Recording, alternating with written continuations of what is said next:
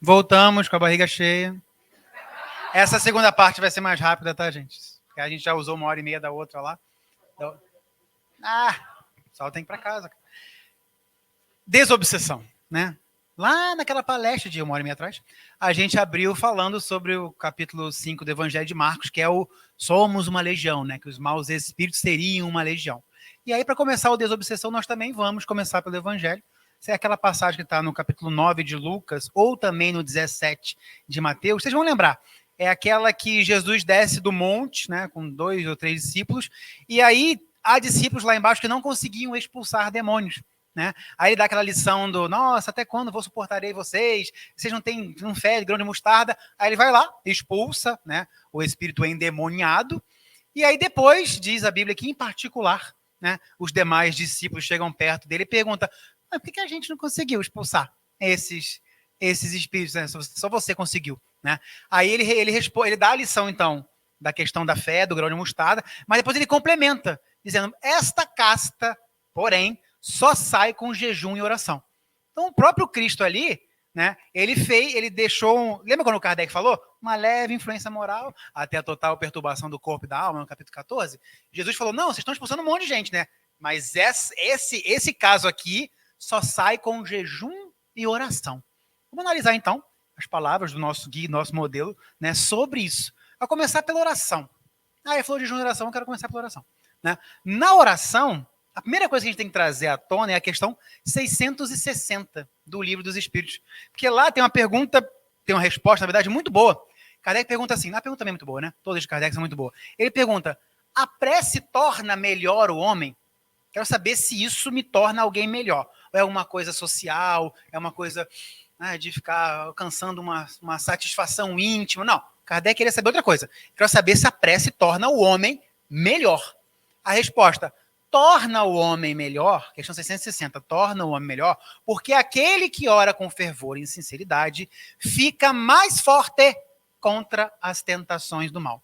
Olha só que curioso a questão 660. Não diz que a prece afasta o mal, que seria talvez a nossa primeira resposta. Se eu estou em prece, eu afasto o mal. A resposta ela é mais precisa. Aquele que está em prece fica mais forte contra a tentação do mal. Ou seja, o mal vai investir, o mal vai chegar, e aquele que está em prece fica mais forte contra a tentação do mal. Mas não bastaria fazer oração para que o mal fosse embora. Ou seja, você vai ser testado, você vai ser posto à prova. Você tem que saber se você vai ter força ou não. Claro que em português a gente pode dizer que indiretamente estaria afastando o mal, se eu tiver mais força, né, para empurrar o mal. Mas a resposta é essa. Aquele que está em prece fica mais forte contra a tentação do mal. Deixa claro que o mal permanecerá nos rodeando, pelo menos nesse planeta aqui, certamente, vai permanecer nos rodeando. Aí na questão 479, Kardec pergunta, a prece é um meio eficiente para a cura da obsessão? Inclusive, eu acho que essa é a única vez que a palavra obsessão aparece no Livro dos Espíritos. Acho que aparece essa vez, não sei se aparece em outra. Se alguém tiver um PDF aí e quiser consultar, quer saber se a prece é um meio para a cura da obsessão. Resposta dos Espíritos, olha, a prece é um meio eficiente em tudo. É outra palavra. É um meio útil em tudo. Porém, não julgais que basta murmurar algumas palavras para que cure a obsessão. É imperioso que você destrua em si a causa de aproximação dos maus espíritos. Ou seja, não deixou ali também que a prece resolvesse a obsessão, nesse caso. Fora, a prece é um meio eficiente, é legal, faz sentido, mas não julgais que basta repetir uma prece. Se você não destruir em você a causa de aproximação dos maus espíritos. Lá naquela nossa primeira parte da palestra, por que acontece? Imperfeição moral. Então, isso é que atrai os maus espíritos. Então, a prece ela é um meio, mas ela não vai resolver por si só, sem a participação, né, da pessoa. Seria muito bom se eu pudesse achar num livro uma prece linda e maravilhosa e ela afastasse o meu obsessor. Só que o meu obsessor está preso ao meu ciúme. E aí, como é que vai fazer? Eu não lembro qual é aquela passagem da Bíblia que fala que vai sair vão voltar 7. Tem uma palavra dessa que fala que vai sair um espírito ruim e vão voltar 7 depois. Não é que adianta. Se eu conseguisse, por acaso, com a minha prece tão bonita, afastar esse, vão vir outros depois, porque a ligação se deu pelo meu ciúme. Né? Então, a questão 479 fala, é imperioso que aquele que sofre obsessão trabalhe para destruir em si a causa de aproximação. é o que a gente não quer fazer, né, gente? E dá trabalho, exige. É muito bom quando a gente vê essa ideia de que algo externo vai resolver pra gente, né? Não, eu vou fazer essa coisa aqui, eu vou fazer esse trabalho aqui. Jogar para frente. Eu quero que algo resolva, né? Vou montar um balão. E essa coisa de, não, olha só, você vai ter que destruir em si a aproximação dos maus espíritos. No capítulo 18 do livro Opinião Espírita, Emmanuel, mais uma vez, desenhou pra gente uma possibilidade de a gente conseguir entender melhor. Ele fala assim, imagina que você está num lugar, está tropeçando sem parar, está caindo, está tudo escuro, não sabe onde é que são os obstáculos da sua vida, alguma coisa assim, tá? E aí ele fala, a prece é a luz que vai iluminar esse ambiente. Esse ambiente agora vai estar iluminado. Agora você sabe, estava tropeçando nesse pogobol aqui, estava tropeçando nesse Lego, estava tropeçando nesse cachorro aqui. Então ele fala, a prece vai abrir tudo o que você precisa fazer, mas ele fala, o termo que ele usa, detento, mas o detento vai ser convocado a remover os obstáculos. Ele está falando da mesma coisa, está na 479. Né? A prece, por que ela é um meio eficiente? Porque sem ela você nem veio a ver. Né? Sem ela você está tropeçando.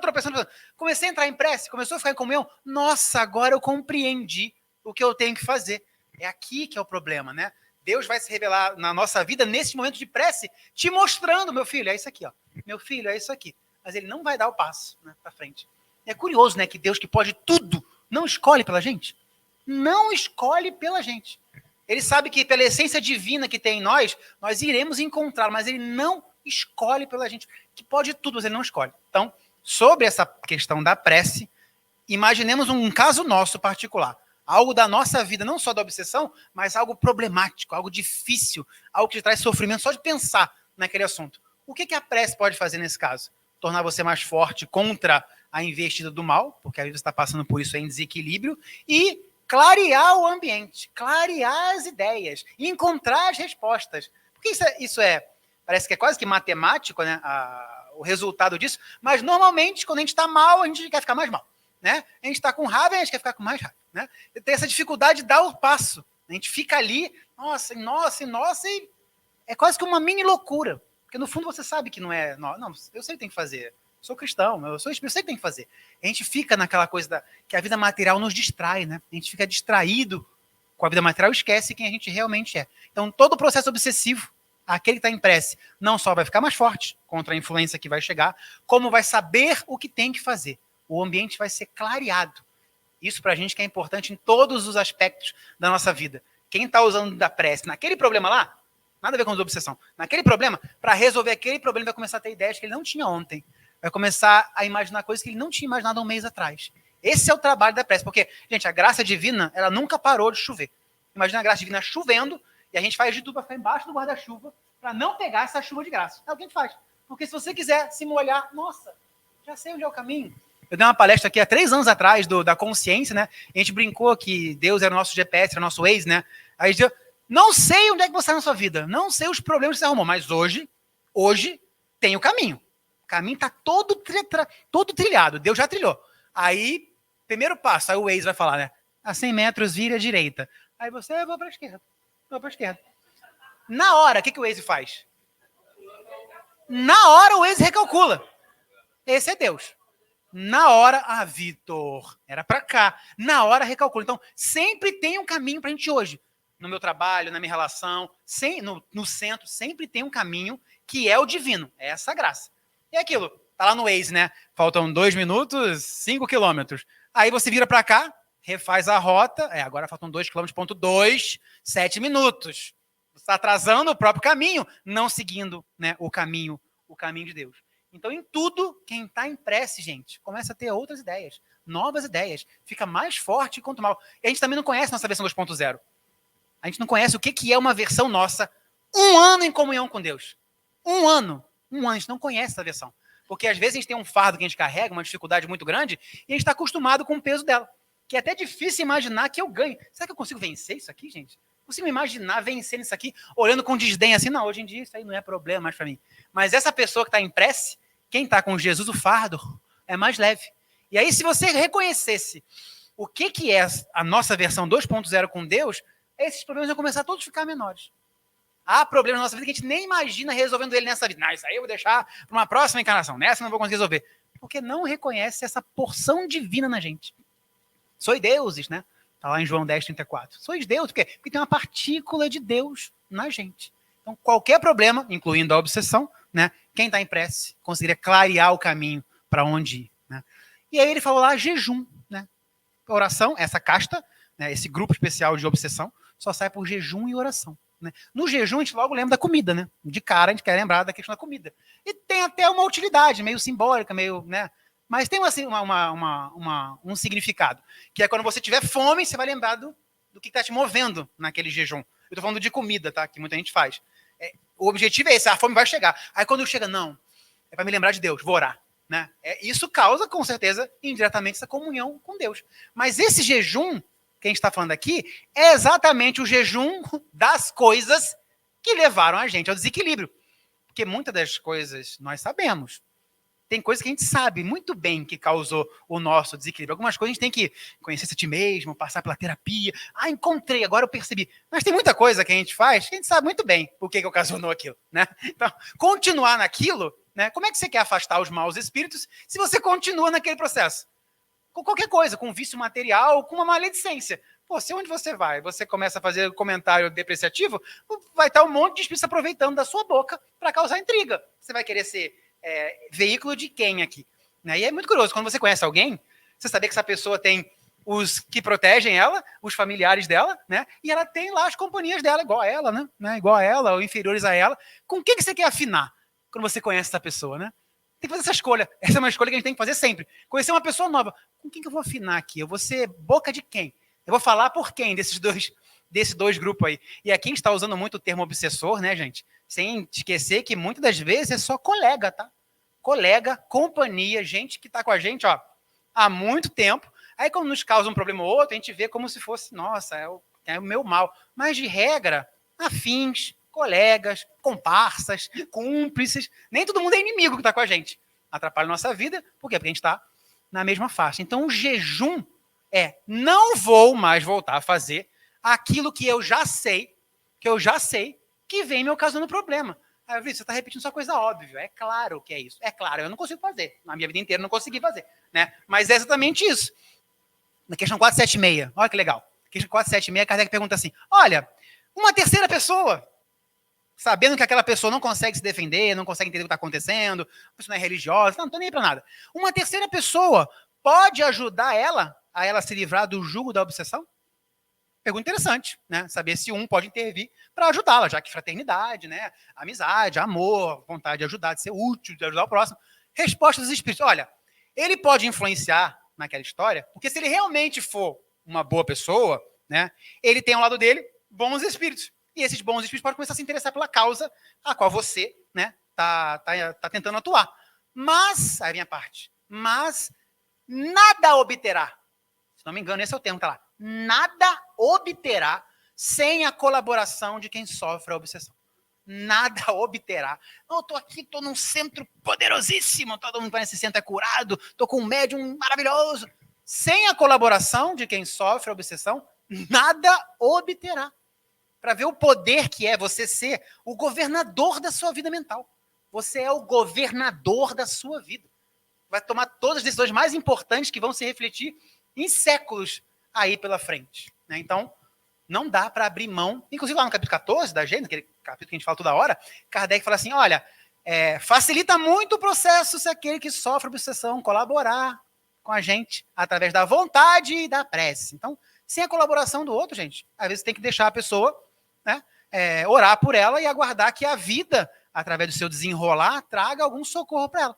A gente vai ficar insistindo, fazendo de tudo, mas se ela não colaborar, vai ser muito difícil. Mas lembre-se, influencia, porque bons espíritos podem acabar ajudando lá, e ela pode ser tocada por essas coisas mágicas. Nossa, conheci uma pessoa e a pessoa mudou a vida dela, né? Entrou no emprego novo, nossa, mudou. É isso aí. A espiritualidade está dando um jeito, né, de ajudar essa pessoa. E quando a gente fala de jejum, né, esse jejum da prática, esse jejum moral, nós temos também muitas obsessões que nascem pelos vícios materiais. E aí o jejum é material. E aquela coisa da pele, né, do animal, do instinto, que é uma batalha para muita gente lutar contra vício material, né? Inclusive, Kardec tentou ajudar a gente na questão 911, né? Ele perguntou assim, não há paixões assim tão vivas que a vontade seja impotente? para poder lutar contra ela. Ó, isso aqui não dá. Se botar na minha frente, eu caio. Né? Kardec queria saber isso. Não há paixões tão vivas que a vontade seja impotente para combater? A resposta é dura. A resposta é dura. A resposta é assim, olha, aquele que fala quero e não consigo, é porque a vontade só lhes está nos lábios. Querem. Porém, eu estou falando igual, tá? Como tá lá. Querem. Porém, muito satisfeitos ficam que não sejam como querem. Aquele que diz quer e não consiga, porque se compraz naquela prática em razão da inferioridade do seu espírito. Resposta dura. Ele falou, não, a pessoa, no fundo, ela gosta. Ela gosta, é por isso que ela não vai abrir mão. Eu quero, não posso, mas muito satisfeita fica que não consegue. Ainda bem que eu não consigo, né? Estou adorando não conseguir me livrar disso. Resposta dura. Por quê? Porque ela se compraz. É por isso que... eu falei compraz, né? Que se compraz... Lá naquela 476, quando o Kardec pergunta de um terceiro, né? Aí ele continua no finalzinho e fala assim, porque há pessoas a quem compraz uma dependência que lhe lisonjeia os gostos e as manias. Gosta de estar dependente daquele espírito. Por quê? Porque aquele espírito lhes lisonjeia as manias e os hábitos. Nossa, eu sou igualzinho a ele.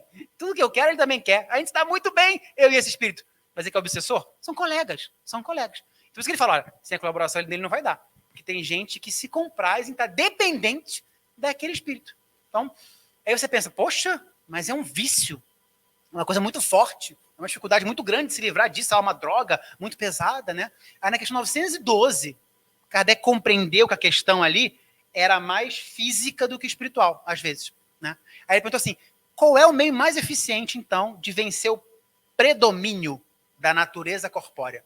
Porque há participação da gente na natureza do corpo. Nós somos animal e espiritual. Mas Kardec quer saber o predomínio, porque não pode predominar o animal. Não pode predominar o corpo físico. Aí ele pergunta, qual é o meio mais eficiente de combater quando o corpo começa a falar mais alto? O predomínio da natureza corpórea.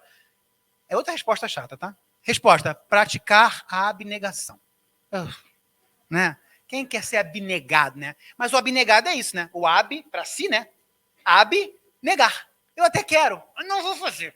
Quero, mas não vou fazer. É o meio mais forte de você, às vezes, lutar contra alguma coisa que nasceu um processo obsessivo, por uma coisa da matéria, que atua no corpo, abnegação. Teria que ser abnegado mesmo. Quero, por me mergulhava ali. Sabe quando a pessoa está se afastando das drogas? Ela, nossa, Vitor, se eu cair na recaída é mais legal ainda. Né? Mas todo dia é um dia. Isso é se negar. E aí ele vence o quê? Ele vence o predomínio da natureza corpórea. Então, jejum para a gente é esse jejum inicialmente moral, em destruir em nós as causas de aproximação dos maus espíritos. Então, isso, no fundo, a gente voltaria a falar de reforma íntima, né? Eu não vou fazer mais isso, não vou tentar ser tudo que o Evangelho fala, mais paciente, mais calmo, pacífico, mancificador, ótimo, né? Indulgente, tentar fazer de tudo. Isso seria o jejum moral daquilo que atrai os maus espíritos. Mas eu dei um exemplo aqui, de 911, 912, que a gente também tem muitas batalhas que provocam obsessões que são materiais, né? Dei exemplo aqui de coisa básica, que todo mundo pensa, sexo, drogas, que a gente pensa que é um apelo ao corpo, mas aquele abnegado é porque ele reconheceu a sua natureza espiritual. E a 911 fala isso. Reconhece a natureza espiritual e é uma vitória do espírito sobre a matéria quando ele consegue vencer uma paixão dessa. Porque ele reconhece, não, na verdade, eu sou um espírito. A paixão material não tem lugar para quem é espírito. Por isso que você teria que fazer esse esforço. Nessa passagem do Mateus 17, 21, que é a mesma de Lucas 9, 37, tem jejum e oração. Eu adicionei mais uma, que eu por acaso vi numa entrevista do Chico, que é o serviço no bem. Então, para a gente aqui, seria oração, o jejum das coisas em geral, e serviço no bem. Por exemplo, eu estava na ONG até agora, de uma das crianças, esse aqui é uma igreja, é uma ONG católica, Sonhar Acordado, e participo de uma outra também, que é o Cristo da Rua, também é do Reino Cristo, que é da Igreja Católica, e essa coisa do serviço, de estar em serviço no bem, para poder curar, não só curar as más influências, como você, né? Poder doar o seu tempo no serviço. Aí perguntaram para o Chico assim no livro, Chico, qual é a melhor forma de isolar-nos dos espíritos perseguidores? Aí ele, com aquela vozinha dele, falou, olha, Emmanuel nos habituou a 2 métodos de libertação gradativa. O primeiro é a oração. De novo, está resgatando a nossa palestra. Primeira oração pela qual eu lembro de Deus. O segundo é o serviço pela qual eu esqueço de mim mesmo.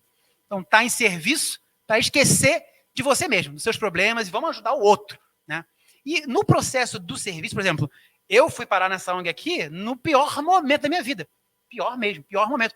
Aí eu chamo ela de minha mentora encarnada lá no Rio, a Esther, minha amiga, né? Era do Centro Espírita Irmão Samaritano. Ela fala, Vitor, quanto mais tiver pesado o seu fardo, mais você tem que amar o próximo, trabalhar o próximo, se sacrificar pro próximo. Mas é só eu que estou precisando de ajuda. Olha eu que estou todo lascado. Ela vai ajudar o próximo. Quanto mais difícil está a tua vida. Nossa, Vitor, eu tenho isso. Olha, legal, então entra nisso, faz isso, passa o sábado fazendo isso, domingo fazendo isso. Mais você for trabalhar para o próximo. Aí, por acaso, depois dessa entrevista do Chico, né? Duas coisas, oração eu lembro de Deus, serviço eu esqueço de mim. Em outros 2 livros falaram de serviço, duas frases que me marcaram. A primeira é, no serviço, inclusive o livro está aqui, tá? Onde está falando isso. No serviço ao próximo, encontrarás o endereço do socorro mais urgente de Deus. Então você está precisando do socorro mais urgente possível de Deus. Onde você vai encontrar isso? No serviço ao próximo. É se doando ao outro, é se sacrificando pelo outro, né? Que Deus vai estar mais próximo da gente. E aí resolve-se tudo só com a presença dele. E o serviço faz isso, né?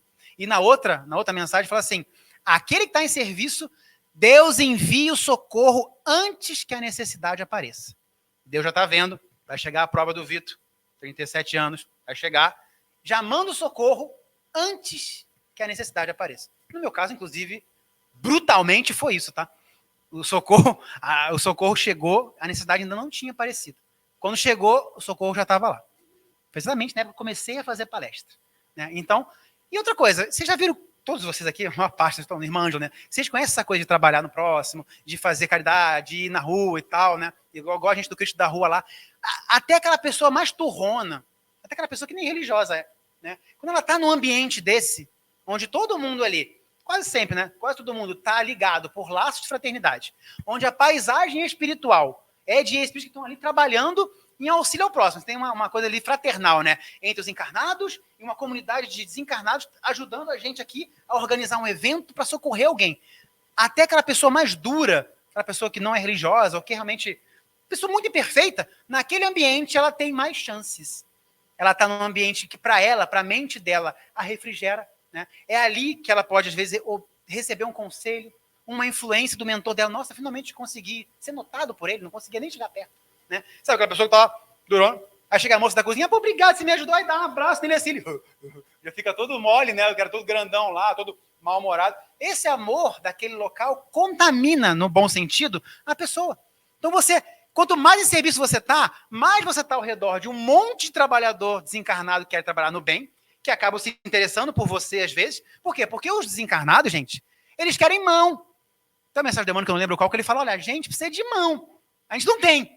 A mão são vocês. Né? Aqui no Ipiranga, deve ter um monte de espírito que quer fazer o bem e está buscando por afinidade. Sabe que alguém quer? Ah, aqui, ó.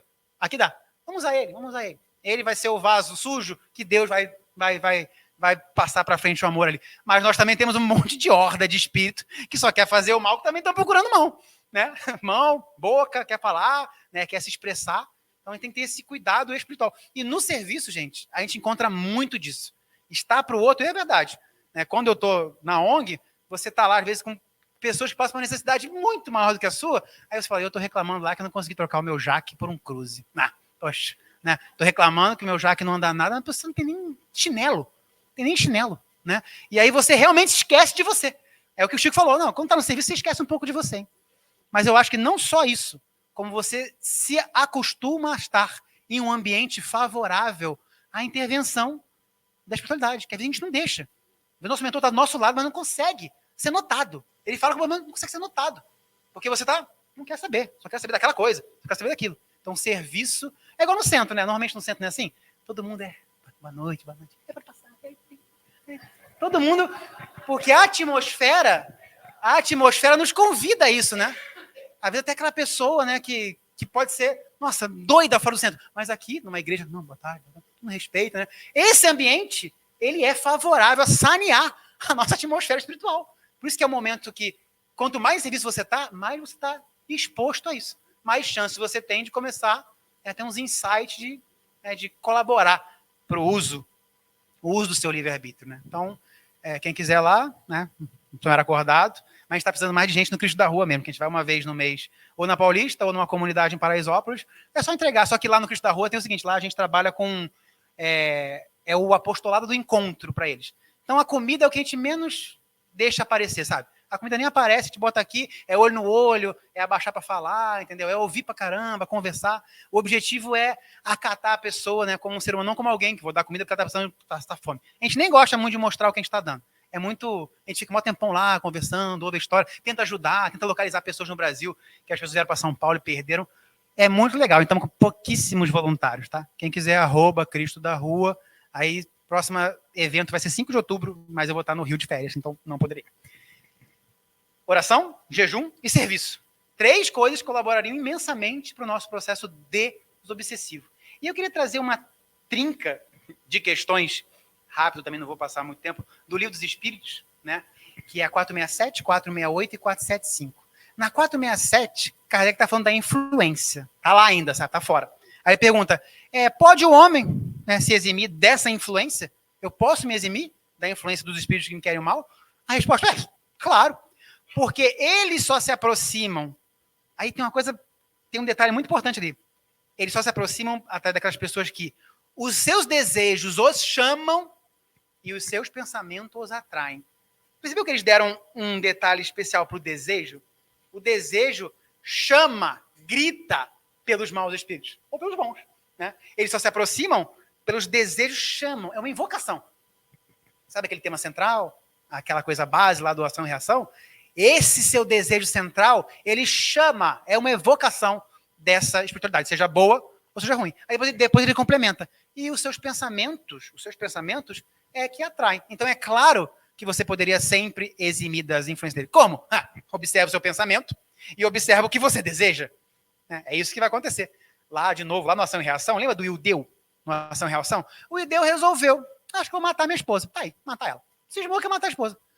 Do nada, apareceram um monte de espíritos homicidas na casa dele. É aqui que vai rolar um homicídio, não tô sabendo, não tô sentindo que é aqui que vai rolar um homicídio. Aí diz que chegou André Luiz na casa e tem que expulsar um monte de delinquentes que eram espíritas que lhes perceberam os pensamentos homicidas. Perceberam. Por quê? Porque ele desejava, ele fazia planos na cabeça. André Luiz disse que observavam o cérebro dele, sabe? Kardec, fotografia do pensamento, observou o cérebro dele e via todo o planejamento que ele ia fazer, qual arma que ele ia usar, como o álibi que ele ia, tudo. Estava tudo lá. Mesmo depois de expulsar o pessoal de casa. Então, ele desejava matar a esposa, pronto. Evocou, chamou. Tinha um monte de homicídio na casa dele. Coisa meio doida, né? Mas é isso. Ele chamou pelo desejo. Então, questão 467. Eu posso me eximir da influência? Pode. Eles só se aproximam pelos seus desejos, gritam por eles, e os seus pensamentos os atraem. Então, um cuidado especial com o nosso desejo. Porque pensamento a gente tem vários. Né? Tem vários, tem uma linha, vê se tá boa, vê se tá bom. Agora, os desejos são mais fortes. Atraem muito mais essa influência, que pode ser boa ou ruim. Tô com desejo de ajudar todo mundo no planeta. Vai vir um monte de espírito. Desejo de ajudar, estamos aqui. Né? Ao contrário, o contrário também vai estar.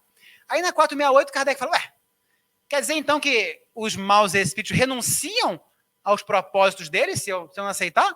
Porque você está falando aí que se eu mudar meu pensamento, meu desejo, eles não conseguem me atingir. A resposta, o que você queria que eles fizessem? Resposta 468. O que querias que eles fizessem? Renunciam aos ímpetos dele quando ele não consegue nada com você. Mas ficam à espreita, como o gato que tocai o rato. Não está assim no livro dos espíritos, como o gato que tocar, deixa ele dar mole. Deixa vir uma condição predisponente daquela, perdeu o emprego, perdeu a namorada, morreu alguém, deixa ele dar um mole. Deixa ele dar um mole que a gente mais renuncia, não tem o que fazer. Porque Deus é justo. Você é o governador da sua casa mental. Você pode governar com força, com muito desejo, o que você quer para a sua vida. Qual o teor dos sentimentos que caracterizam a sua vida íntima. 468 foi essa. E a 475, gente, é o último tapa na nossa cara, tá? É o último, eu juro. Né? A 475, Kardec finaliza esse assunto. Ele não, quer saber uma coisa. Ele pergunta assim, lembra que na 467, Kardec perguntou como é que eu faço para afastar a influência? Tá ali fora ainda, tá me rodeando, tá me perseguindo, como é que eu faço para afastar a influência? Na 475, ele pergunta assim, pode o homem, por si só, se livrar da dominação dos maus espíritos? Aqui é outro assunto. Aqui já iniciou-se um processo obsessivo, ele está dominado, lembra, o cara jogou 10 cartas, ele pegou as 10, Kardec quer saber, esse cara aqui, ó, esse cara, ele pode por si só se livrar da dominação onde ele caiu? Questão 475. A resposta é completa, tá? Sempre, a quem quer que seja, é possível se livrar dessa dominação, desde que com vontade firme o queira. Não houve exceções. Primeiro que ele falou, sempre. Não teve exceção. Sempre e a quem quer que seja. Gente, é de novo a lição da fé do grão de mostarda. De novo. Ah, não tenho que passar para desobsessão? Não tenho que botar meu nomezinho lá? Não tenho que fazer uma sessão com um monte de médium? Não tenho que tomar um banho com uma erva especial? Não tenho que passar por um exorcismo? Não tenho que passar por uma sessão de sal grosso, erva, descarrego? Todas as religiões têm as suas formas de lutar contra essa influência persistente no mal, né? Resposta: todos, sempre, a quem quer que seja, é dado se libertar de uma dominação, tá? Não está falando de um processo, não, estou dominado. Todo mundo com vontade firme ou queira. Mais uma vez, sabe, uma homenagem ao poder que a gente tem de governar a nossa vida mental, com firmeza, com vontade. Acordar assim e falar, nem vem, que hoje ninguém me derruba. Não vai derrubar, gente. 468, renuncia. Hoje o Vitor não dá. Vou esperar lá o Botafogo perder na Libertadores, aí eu tento chegar perto dele. Sou carioca, vocês sabem, né? Vou esperar. Mas agora não dá, porque ele cismou que o Botafogo joga bem. Então não dá, porque ele acha que o Botafogo é um bom time. Então, gente, agora vocês imaginam se a gente acordasse todo dia com essa força? Não. Ninguém vai tirar o meu equilíbrio hoje. Não vai. Porque eu tenho uma porção divina em mim e eu vou fazer brilhar essa luz, né? Faça brilhar essa luz que é divina. Né? Esse sois Deus. E a gente fica mais o quê? Reclamando, buscando uma coisa externa, um atalho, né? Mas não vai ter. 912, abnegação, essa, com vontade firme. A gente é sempre convocado a construir esse destino, mas não construir o destino devagarinho, né? Porque a gente costuma construir o destino devagarinho. Aí, às vezes, vem a vida com uma martelada na nossa cabeça e você, nossa, eu tenho que fazer a mudança, porque agora eu fui longe demais. Então, agora eu tenho que mudar porque eu quero tal coisa. Já estou em tal idade, né? Mas sempre foi possível, sozinho, a gente ir com essa firmeza. Tá? Então, 3 questões que vale a pena ler, 467, 468 e 475. Um de influência e um de dominação. Questão, gente, Kardec resolveu ali. Em tese, você, sozinho, poderia se livrar de qualquer processo obsessivo. 467 não deixa nem chegar perto. Se caiu, 475 fala que você sozinho conseguiria. Sem ir em lugar nenhum. Sem chamar ninguém. Né? Que poder que a gente tem, né? E o que é mais do que justiça, né? Você é o governador da sua casa mental. E outra coisa que eu queria falar, não vai demorar nada pra gente, é que lá, naquela parte da palestra, nós falamos sobre a ligação material, sobre a ligação fluídica, né? E qual é o contraponto para isso? A gente falou, né? É a fluidoterapia. Passar pelos passes mesmo da casa, né? Kardec fala, no capítulo 14, Kardec fala, é como se fosse um médium de cura que vai tratar ali para tirar o fluido, que o fluido bom repele o fluido mal. Né? Não dá para você tirar esse fluido ruim com um fluido ruim também. Né? Então existe um trabalho. E às vezes ele é lento, né? Porque tem gente que está em processo obsessivo, a moça lá do capítulo 18, desde outras vidas que eles estão brigando. A ligação deles do pé ao crânio era muito. Eles estavam praticamente juntos, né? Praticamente eram o mesmo ar psíquico. Então, um tratamento mesmo de passo. Não, vamos fazer sempre. Mas, eu falei, ele não é uma coisa que fica presa aqui, né? Não consigo mexer o braço aqui porque tem um fluido ali do meu obsessor. Não. Mas você sente o quê? Aquele peso, aquela angústia, aquela tristeza, aquela raiva do nada, aquele desalento, indiferença. Isso é o que esse fluido faz. Esse fluido é o pensamento dessa influência. E uma influência negativa só pode te dar maus pensamentos. Então, de tudo que você imaginar, você fica. E é assim, né? Você sai, às vezes, do passe. Nossa, estou até respirando melhor. Estou melhor, né? Porque essa é a primeira, sei lá, profilaxia espiritual, né? Essa primeira limpeza mesmo, entre aspas, já te dá um alívio. Só que não é material, é um alívio moral. Porque a natureza desse fluido, ela é de pensamento. Então você fica mais leve, mais calmo. Então, a gente sempre vai recomendar que se faça o passe pensando nisso, quase como mesmo trabalho de limpeza dos fluidos que a gente vai se enrolando aí ao longo do dia, semanas, anos, séculos, né? Nesse aspecto. E tem um livro do Emmanuel, que eu não lembro qual é mais, mas está escrito ali, que ele fala, e é sempre necessário, né, que a gente com o corpo tenha que tratar dos desbaratados da alma, né? A alma tem os seus problemas lá e o corpo, ele fala, tem que tomar remédio, tem que cuidar da higiene, tem que tomar passe. Ele fala, tem que tomar passe. Tem que cuidar aí do corpo aí, que o corpo está nessa condição por causa da alma. Então o corpo está pagando pelos desbaratos da alma. Então vamos cuidar do corpo também. E aí a última parte... Nossa, passou rápido, 40 minutos, gente. A última parte... Não. A última parte seria perguntar, e o obsessor? E o obsessor? E essa criatura? E essa pessoa? E esse irmão? Né? Porque em muitas escolas a gente vê como tem que se ajoelhar, tem que cair no chão, tem que babar, tem que ser expulso, é um espírito imundo. E a doutrina espírita vai totalmente para outro caminho. Vai tratar ele como um nosso irmão, às vezes nosso colega, eu brinco aqui, nosso cúmplice, nosso parceiro do passado. Né? Então a gente não tem essa coisa de é um inimigo, Deus vai destruir meus inimigos. Vai destruir quem, meu filho? Tudo filho dele. Tudo filho dele. Vai destruir quem? Ele é o seu irmão. E ele é um problema que possivelmente você causou. E está sendo chamado a reparar. Né? Aí quando Kardec, logo depois que Kardec fala da frutoterapia, do capítulo 14 da Gênesis, ele fala assim no item de baixo, porém, nem sempre basta somente uma ação mecânica, que seria a mecânica do passe, né? Nem sempre basta uma ação mecânica. É necessário falar ao ser inteligente, falar ao obsessor, falar ao espírito, né? Para que ele renuncie do seu ataque, né? Para que ele se arrependa, para que leve ele ao progresso. Por que progresso? Lembra como é que você apaga uma falta? Arrepende, antes de tudo. Espia e repara. Então, quando um espírito se arrepende, está dando o primeiro passo para a caminhada dele. E aí, lá no livro dos médiuns, Kardec perguntou assim, a gente não poderia afastar a má influência dos espíritos moralizando-os? Olha onde está nascendo as nossas sessões de obsessões no espiritismo. Kardec quer saber, eu não poderia diminuir a influência dos maus espíritos moralizando-os? Resposta, não sei se quem deu a resposta foi Erasto, São Luís. A resposta é assim, poderias e deverias, porque esse é um trabalho que foi dado para vocês. Disse que o trabalho de conversar com o ser inteligente, de conversar com esse espírito, é um trabalho que cabe a vocês. Aí Kardec faz aquela pergunta justa, que todo mundo faz. Ué. Aí Kardec pergunta, como um homem a esse respeito pode ter mais influência do que um espírito? Não faz sentido? Mas meu filho já está morto. Conversa com outro mortinho lá, tá pronto, resolve. Kardec quer saber, como que eu, encarnado, a esse respeito de conversar a ponto de moralizar um espírito, como que eu posso ter mais influência que vocês aí? Você não é Erasto? Conversa com ele lá. Faz sentido a pergunta de Kardec, né, gente? Eu também faria. A resposta dos espíritos. Os espíritos, capítulo 23 do livro dos médios, 23 do livro dos médios slow motion. Os espíritos perversos se aproximam antes dos homens do que dos espíritos. Dos bons espíritos, eles querem sair correndo. Não quer papo com o bom espírito. Quantos livros André Luiz a gente não está passando? Aí tem uma caravana do bem. Caravana que é? Tem vários livros André Luiz, Missionários da Luz. Lembra que está tendo um enterro lá? Aí estão protegendo o padre no enterro. E aí fica um monte de gente lá que queria atacar a coisa da vitalidade do sangue, né? E aí viu o pessoal bom, fazia escárnio. O pessoal do bonzinho, o pessoal da luz, do branquinho. Os maus espíritos se aproximam dos homens. E não querem saber de bom espírito. Eles continuam. E a linguagem de nós encarnados aqui se identifica com eles, porque eles estão desencarnados, mas agem como encarnados. Kardec está tratando aqui daquela coisa que eu falei, ideias terrenas. A linguagem de um espírito do Clarencio, para ele naquele momento, não vai caber. Porque ele quer saber de ficar perto de mim. As necessidades dele são necessidades de um homem encarnado. O que ele pensa ali está muito mais próximo da gente aqui, de conversar com o espírito de luz. Né? Então eles falam, vocês são chamados porque eles se aproximam de vocês. Não é verdade? Os maus espíritos se aproximam de quem? De vocês. É um trabalho que vos foi dado.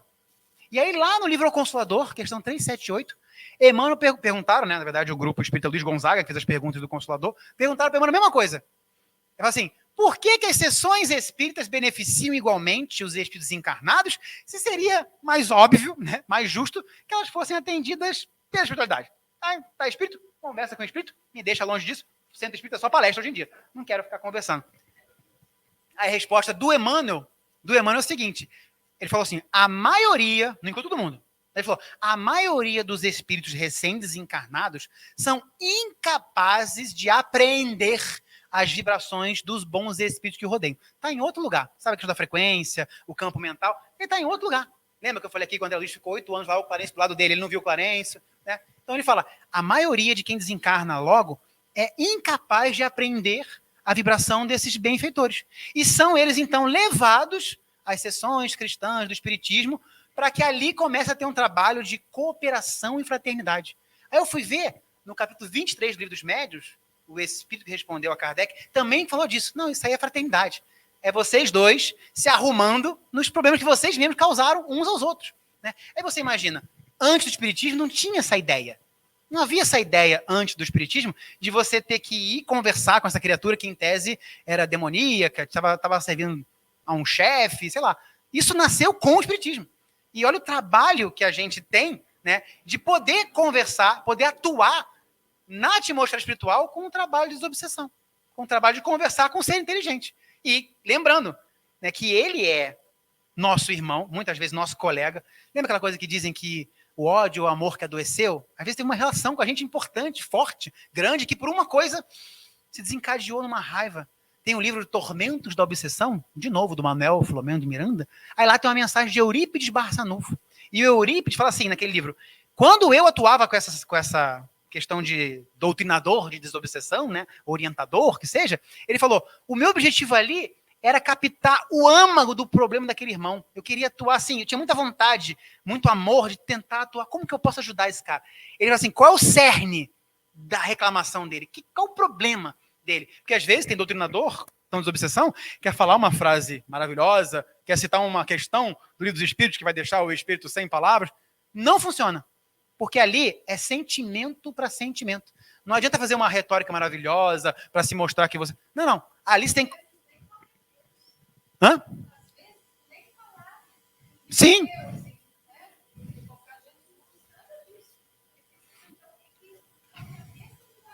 Sim. E essa ideia de que a gente parece... A gente não está acima. É o mesmo nível. Eu já fui doutrinador 2 anos de sessão de obsessão no SEJA, e eu sempre me colocava ali como alguém que não tinha autoridade nenhuma para falar. Esse era o ponto de partida, assim, gente, eu não tenho autoridade nenhuma para dar conselho para ninguém, né? Mas vamos tentar aqui ajudar como se fosse 2 irmãos. Então eu sempre falava na nossa conversa, ela falava, olha, eu e você estamos batalhando as mesmas coisas. Eu também enfrento isso, mas sem falsa modéstia. Eu realmente me sentia, gente, Vitor dá conselho para alguém? Não sei, né? Estranho isso. Mas o Eurípides fala isso. Ele tentava atuar, por quê? Porque é um ser. Pensou, é inteligente, foi criado por Deus. Então é meu irmão. Né? Então é meu irmão. Então, olha como é que a doutrina espírita vai para outro lado no tratamento dessa inteligência. A gente não quer excomungar ninguém, a gente não quer mandar ninguém para o fogo, a gente não quer nada, não quer que as pessoas contorçam no chão. Não, a gente deve ajudar a eles com amor, com vontade de ser útil. Então, esse trabalho da desobsessão, né? Capítulo 175 do livro Pão Nosso. Emmanuel fala assim, o trabalho de obsessão não é uma coisa excêntrica do espiritismo, porque algumas pessoas, nossa, dizem que naquele centro ele tem desobsessão. Né? Não é um trabalho excêntrico do espiritismo. É simplesmente a continuidade do esforço de ajuda ao próximo que começou nas mãos luminosas de Jesus. Então, para a gente, quando a gente fala em desobsessão, depois que você trata a autodesobsessão, que é o quê? Oração, jejum, serviço. Autodesobsessão. Temos que olhar também para o obsessor, a ajudá-lo, a auxiliá-lo. Kardec fala, você tem que conversar com o ser inteligente, levar ele a renunciar para ajudar o progresso dele, porque ele vai ficar perto de vocês, aproveita que ele está pertinho, conversa com ele. E é uma coisa que a gente não faz, tá? Eu comecei a fazer isso há muito pouco tempo atrás, que é de chamar os seus obsessores para conversar. Vocês fazem isso? Eu faço algumas vezes. Porque a pressão é tão grande que eu tenho que conversar com eles. Chamar, evocá-los e conversar.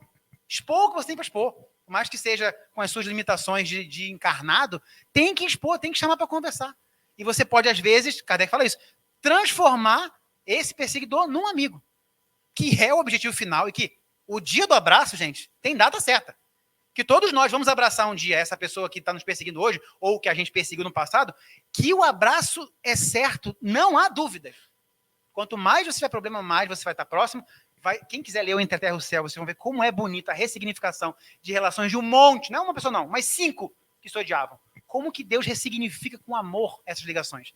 E se você pode agora, para quem esperar desencarnar, ele era aquele cara. Não, chama agora, conversa agora. Mostra agora que, olha, eu entendo, pede perdão a si próprio, pede perdão para ele, mas chama para uma conversa. Vê se a pressão, vocês passam por isso, a pressão não diminui. Teve uma época que minha vida estava impossível e eu tinha que chamar para conversar. Tinha que chamar para expor o que eu tinha para expor. Eu não sei o que foi, mas eu peço perdão, eu quero mudar, me ajuda. E já, inclusive, eu o convidei para ser meu filho, várias vezes. Eu não sou pai ainda. Várias vezes eu convidei essas inteligências. Eu falei, cara, vem, que se eu te tirei tudo, vem que eu vou te dar tudo. Vou te devolver tudo. Fico conversando. Você está meio doido, pode nada disso acontecer. Pode ser nada disso. Mas conversar com as inteligências que nos rodeiam não é um processo de loucura, quando a gente sabe que a gente se comunica pelo pensamento.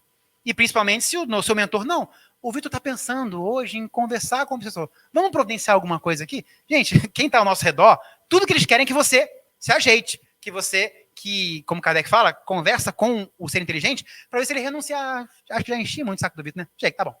Acho que parou, tô cansado já. E eu o convido, porque eu sei que é só assim que vai se resolver. Eu nunca mando ir embora. Eu nunca falo, afaste de mim, me deixa em paz, eu sou de Deus, você tá me... Não, não. Eu falo o contrário, eu penso assim, se ele tá perto de mim, temos um problema. Então, no Evangelho, reconcilia-te com teu irmão. Eu chamo ele para estar na minha vida. Eu já chamei várias vezes, tá me ouvindo aí? Chamei várias vezes para ele ser meu filho. Se eu te roubei, eu vou te devolver tudo. Tô aprendendo uns negócios novos no mercado financeiro aí, vou ganhar uma grana, vou te dar tudo e vou morrer. Vou te dar minha casa, meu carro e vou desencarnar para ficar tudo para você. Tá satisfeito? Mas sem brincadeira, gente.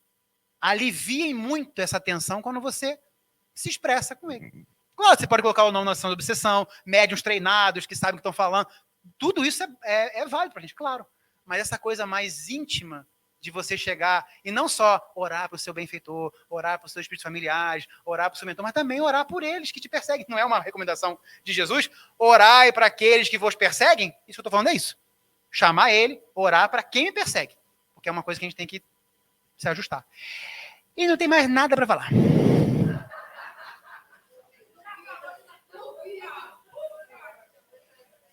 A segunda era mais curta mesmo. Sim. Uhum.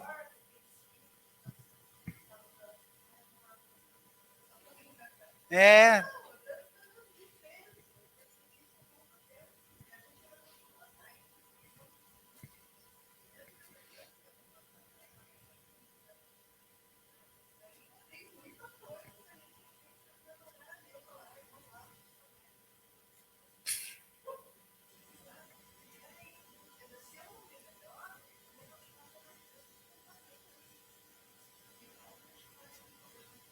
Pois é.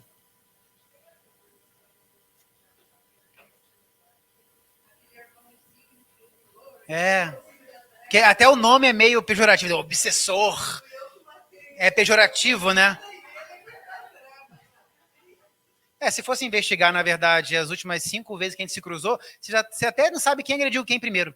Você não consegue nem saber quem agrediu. Eu dei uma palestra agora sobre perdão, e eu sou péssimo com assuntos muito fofos, sabe? Eu não sou bom com isso. Assunto de sentimento, não, eu tento falar o entendimento. E aí a Uzi pediu uma palestra sobre perdão. Eu falei, perdão, não queria dar. Aí eu estudei o tema, ao meu jeito, né?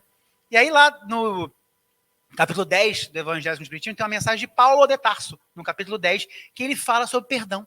Né? Aí quando ele manda você investigar, ele fala assim, será que investigando ao fundo, não foi você que começou essa situação? Será que não escapou uma palavra de maldade? Será que você não envenenou a relação com uma contradita, com uma ironia, com um sarcasmo? Né? Será que você não evitou as consequências do ato? Às vezes chegou uma coisa na esfera privada, aí você levou para a pública e aumentou aquela coisa entre vocês dois. Aí ele vai, sabe, e vai mandando você investigar isso. E aí, na complemento desse capítulo 10, na palestra, eu peguei a mensagem do Emmanuel no livro Trevo de Ideias. E olha como é que a mensagem é. Não é sobre obsessão, gente, eu sei. Olha como é que a mensagem é. Ele falou assim, olha, muitas vezes... até que tem a ver com obsessão, sim. Muitas vezes, não somos a vítima real, de vez que induzimos o outro a agir contra nós, nos tornando ante aos tribunais da justiça divina como autores intelectuais do delito, a que passamos a reclamar. Ele é autor material, realmente. Eu falei, aí tomei um tapa na cara. Aí eu vou chegar no juiz aqui do fórum lá da minha casa lá, né? Aqui, seu juiz, ó, ação de danos morais, lesão corporal, aí o juiz vai olhar, é verdade, ele foi o autor material. Vou condenar ele a 2.000 de danos morais para você e material. Mas ante os tribunais divinos, eu sou o autor intelectual desse delito dele. Porque eu induzi ele a agir contra mim. Sabe, você fala uma coisa, aí fala outra, a pessoa... Aí você viu? Ela agiu contra mim. Vocês estão vendo como é que ela é? Vocês estão vendo como é que ela é? Não dá para esconder da justiça divina, gente.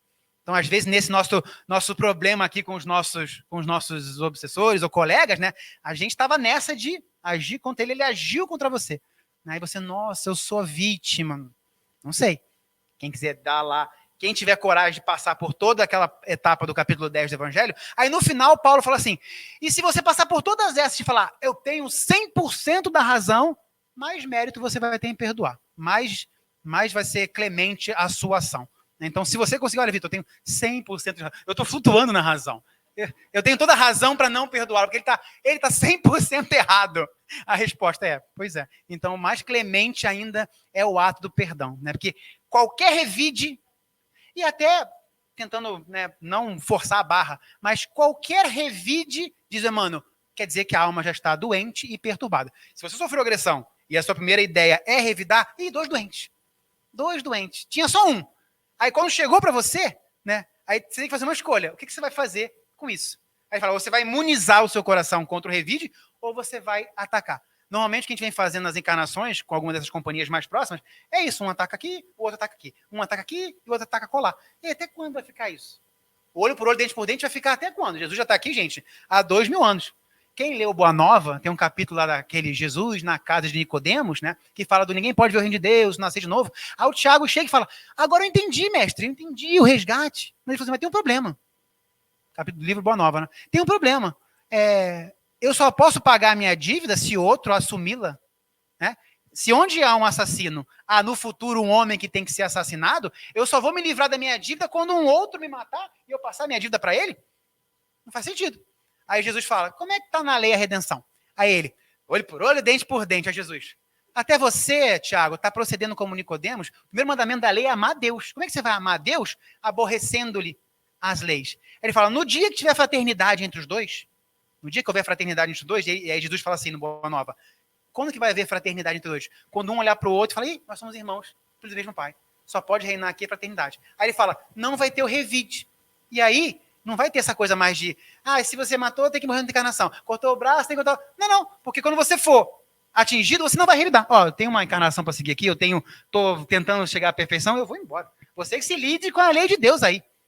A lei do talião pertence a Deus, não a nós. Né? Aí quando parar os revides, imagina hoje na Terra, se toda agressão não tivesse um revide. Gente, ia ser um paraíso. Na fala, imagina na fala. Alguém te agride e você, beleza, calou a boca. Quantos assassinatos não teríamos? Quantas intrigas não teríamos? Quantos casamentos estariam de pé? Se a gente simplesmente, né, não devolvesse. Aí Emmanuel tem uma imagem forte. Né? Ele fala, não carregue os explosivos do ódio, nem o veneno da mágoa. Né? A pessoa vai jogar para você. Aí ele fala, conduzindo como se fosse uma faca enfiada por você mesmo no coração. Ela vai jogar para cá a maldade. O que você vai fazer com isso? Ele fala que a pessoa que revida, não perdoa, fica com mágoa, ela pega, vai embora, pronto. Vou embora com a mágoa e com... Não, manda isso para lá. Chegou aqui, sabe beber? Não, devolve. Você vai ficar bem. E ele ainda fala, a pessoa que guardou mágoa, rancor, adoecerá o corpo físico. Ele fala, caminha para a vala da morte ou da enfermidade. Então, perdoar esse obsessor, se ele realmente nos fez mal, pedir perdão para nós mesmos. E qual é o melhor perdão para nós mesmos? Já te falei. Você realmente não vai saber o que você fez no passado, nesse momento. Mas você pode mostrar agora quem você é. Então, essa transformação, todos nós podemos fazer hoje. E começar a modificar. Nossa, o Vitor está mudado, hein? O Vitor está mudado. E aí, daqui para frente, a gente vai começar a trilhar uma outra estrada.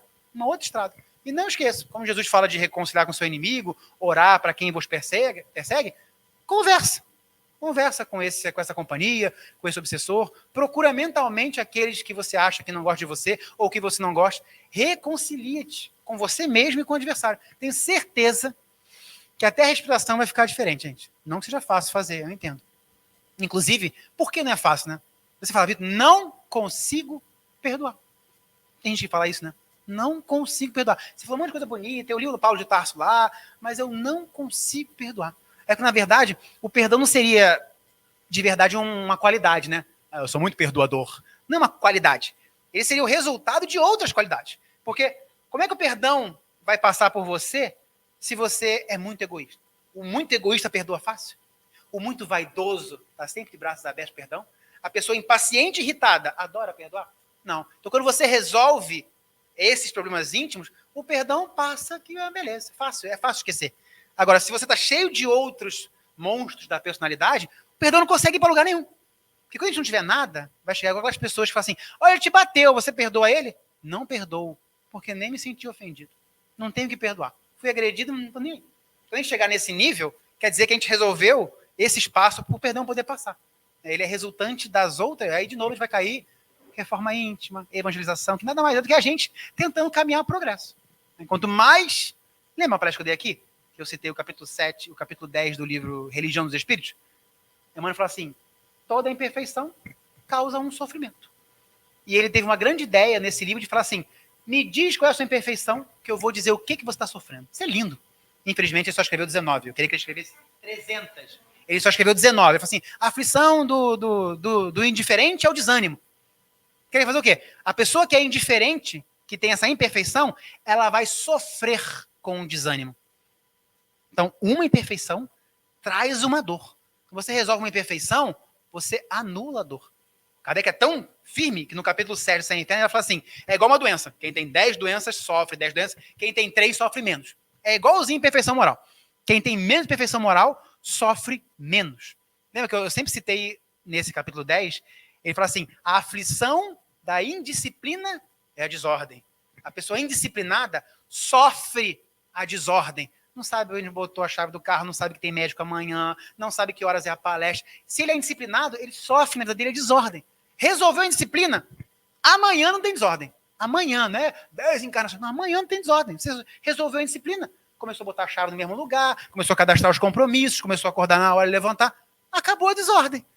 Então, quem puder dar uma olhada no Religião dos Espíritos, capítulo 10, ele vai citar várias lá, tá? Várias, gente. Essa imperfeição traz essa dor. Aí você pode dizer, nossa, quando eu estava fazendo isso, então, tem uma que é muito, é quase cômica. Esqueci, a aflição da... Não vou lembrar agora, gente. É aquele que mais reclama é o que menos faz? É isso. Ele fala, a aflição do sei que lá, acho que é da preguiça. É a queixa, é isso. A aflição da preguiça é a queixa. Quem mais não faz nada está sempre reclamando. Sofre, porque sofre. Reclamar, tá chovendo, tá sol. Tá chovendo, tá sol. Sofre fazendo isso, se sofre, né? Então, se tiver curiosidade, vai lá e vocês vão ver como a gente vai achar uma das nossas imperfeições ali. E vocês vão, nossa, então isso aqui na minha vida é causado por isso aqui. Então, se eu resolver isso aqui, não tem isso aqui, que legal. Eu sei que não é fácil, mas é bom ver, é bom ler, né? Nossa, isso aqui nasceu disso daqui. Nem sei como eu fui parar nesse assunto, não tem nada a ver com a palestra, mas... Religião dos Espíritos, capítulo 10. Analisa as próprias aflições. É isso, gente. Se alguém tiver mais alguma dúvida, 6 horas, a gente pode terminar? Ups. Tá gravando? Obrigado, pessoal.